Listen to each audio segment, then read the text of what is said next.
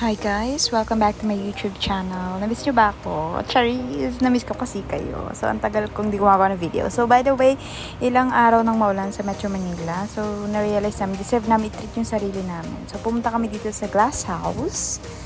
Napakaganda na interior design niya. Para magkape. Okay? Magkape. Kasi nga, feeling namin kailangan namin siya. So, ito yung interior design niya. Napakaganda. Shala-shala siya. Ito yung order namin. So, hindi kaya ng kape lang. May pa-pizza din. So, this time pauwi na kami kasi gusto rin namin magala yung lugar.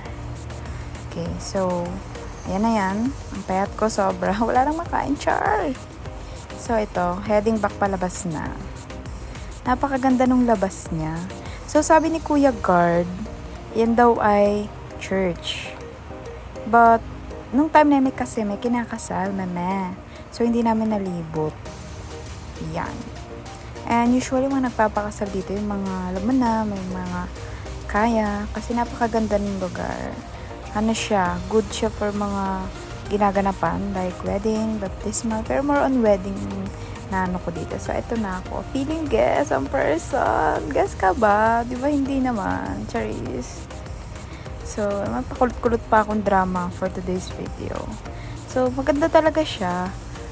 Kung gusto mo mag-relax, ganun, gusto mo lang i-feel yung sarili mo after ng stressful week sa trabaho.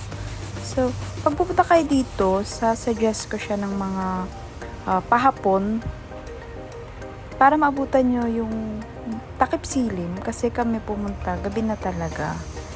Mas ma-appreciate kasi siya pag gabi. Yung ganun. Ewan ko sa morning, pero mas bet ko siya sa gabi. So, ito yung ano niya, exterior design sa labas. Diba? Ang ganda, guys. Shala-shala. So, ayan siya.